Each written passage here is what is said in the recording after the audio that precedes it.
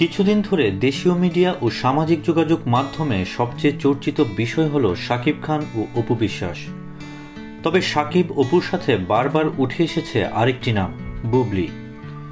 এ যেন রূপালী পর্দার কোনো সিনেমা, যেখানে শাকিব অপু হলেন নায়ক নায়িকা আর বুবলি হলেন ভিলেন। ফেসবুক, টেলিভিশন, সংবাদপত্র, অনলাইন নিউজ পোর্টাল, আড্ডা সবখানেই সরব ছিল এই আলোচনা।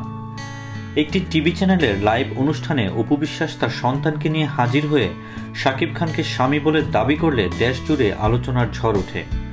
পরে অবশ্য শাকিব খান সবকিছু স্বীকার করে নেন। এরই মধ্যে শাকিব অসুস্থ হয়ে হাসপাতালেও ভর্তি হন। হাসপাতাল থেকে ছাড়া পেয়ে স্ত্রী পুত্রকে নিয়ে পহেলা বৈশাখ উপভোগ করেন শাকিব খান।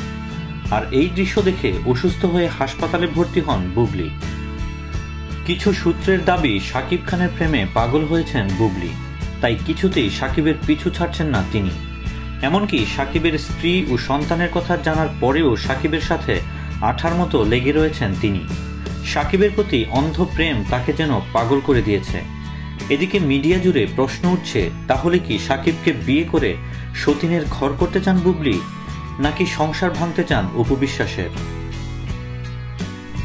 দেশ বিদেশের নিত্য নতুন খবরাখবর জানতে সাবস্ক্রাইব করে আমাদের সঙ্গেই থাকুন।